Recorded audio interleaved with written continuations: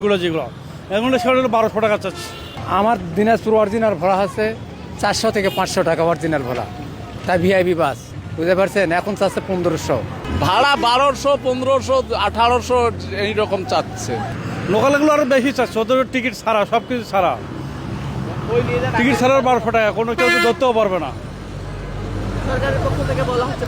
সরকার বলবে, সরকার বলে যাচ্ছে। জনগণের যারা উপস্থিত যারা আসছে এখানে সামনে যারা, তারা তো বুঝতে পারতেছে কত টাকা নিচ্ছে। এখন যাইতে হবে, এখন বাড়িতে 1200 টাকা হলেও যাইতে হবে আমাদেরকে। এখন রাস্তা বেড়ে বাড়তে বাড়ালে আমাদের করার কিছু নাই, তো বলার কিছু নাই। প্রশাসন বললে তো কি কাজ করবে?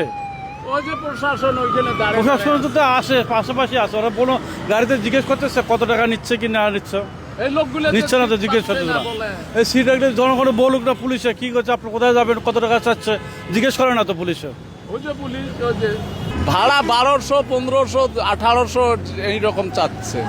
আগে ছিল 750 টাকা, হানিফ নাবিল 850 টাকা এইরকম ছিল। আমরা তো বুঝি না, আমরা তো কাজের লোক, এখন কাজ বাজ করি নানান জায়গায়, এখন চাইলে তো ওদের সাথে পাওয়া যাচ্ছে না। মন্ত্রীরা তো বলবে, মন্ত্রীরা তো এখানে থাকে না, সরকারি লোক তো এখানে থাকে না, যাতে যেমন পায় ওই রকম ভাবে নেয়। বাধ্যতামূলক দেওয়া লাগবে না, যেহেতু বাড়িতে যাব বাধ্যতামূলক তো দেওয়াই লাগবে।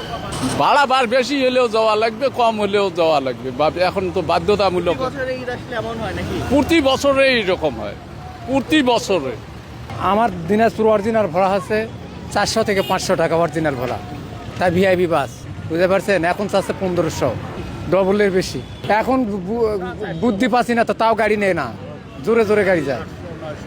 সরকার তো বলছে যে ভাড়া বাড়তি নাই। সরকার বলতেছে ভাড়া বাড়তি নেয়, সরকার তো এটা কোনো গুরুত্ব নেছে না তো। এই যে আমরা যারা আছি, পুলিশ প্রশাসন আছে, তারাও কিছু বলতেছে না।